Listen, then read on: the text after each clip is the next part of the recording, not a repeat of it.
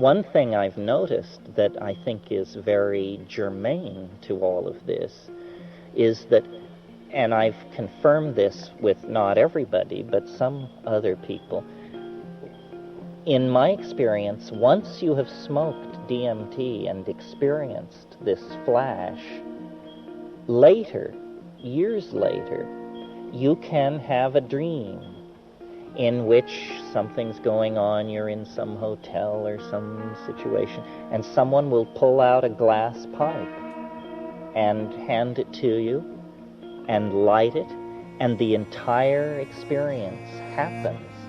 No holds barred. The complete thing happens in the dream. Well, that means that chemically, this is, it's right there.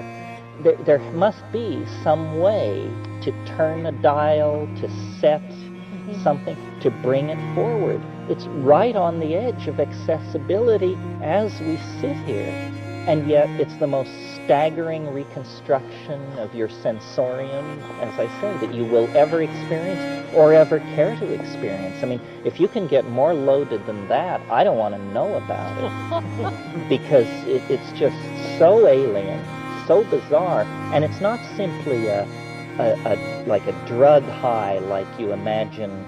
You can imagine any drug hyper magnified. You can imagine a super heroin, a super cocaine, a super methadone. But this is another universe, a parallel continuum inhabited by entities that are frantically concerned to communicate something.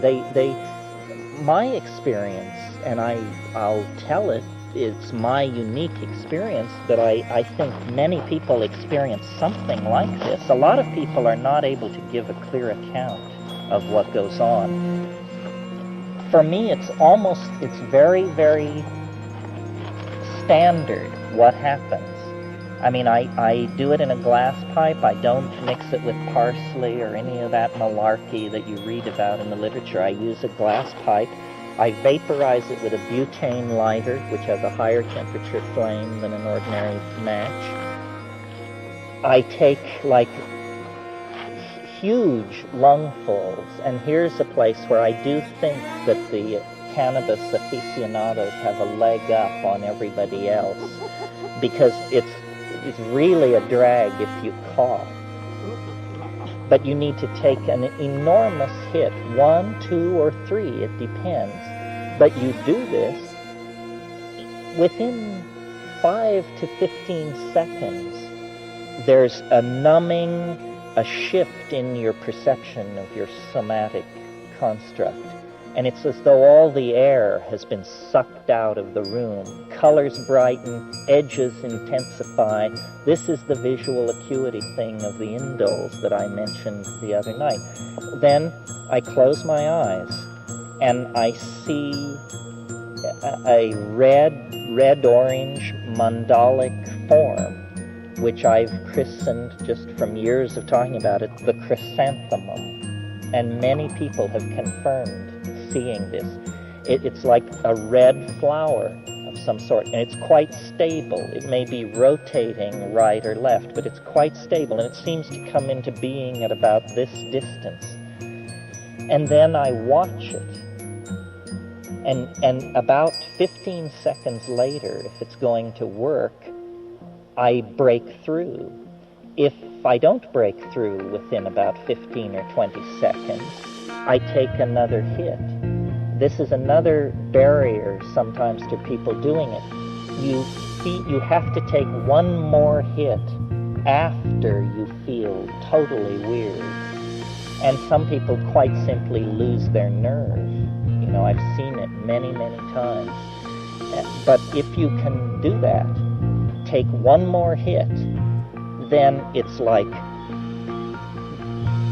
you hear a sound like a bread wrapper being crumpled or plastic being crumpled. It's this crackling sound.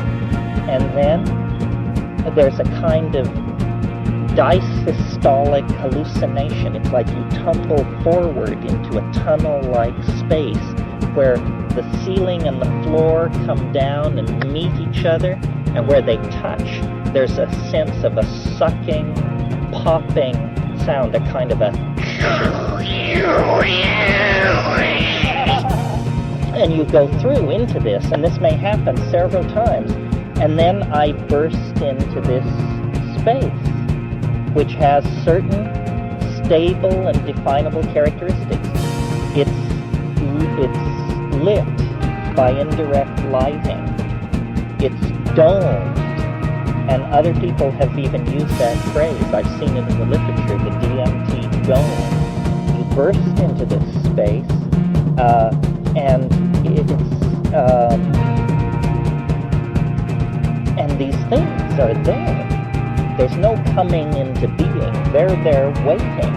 And as I burst into this space, they scream a greeting. They cheer. They say, they're all there and they're waiting, and they say, "Here you are!" And they just pour over me. Elves, hundreds of them, crawling over my body and chirping in this language that is not only audio but visual. The language that they use is visibly beheld, and they're jumping into your chest and they say, "We love you, we love you." And then what they say is they say, "Do not give way to amazement," which is a preposterous admonition. Because somebody once asked me, "Is it dangerous?" And the answer is only if you fear death by astonishment. It's and so they're crawling all over. They're chattering in this elf language, and out of their bodies they produce objects which are like, there's no construct in this world. They're a cross between a machine and a pun. This is as close as I can come to it. A pun.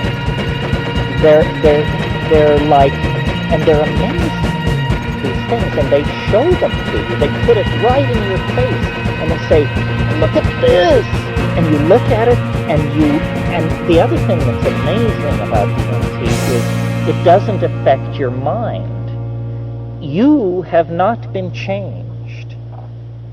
The world has gone completely haywire, but you are still you, still, out of sorts with your wife, still owing money to the bank.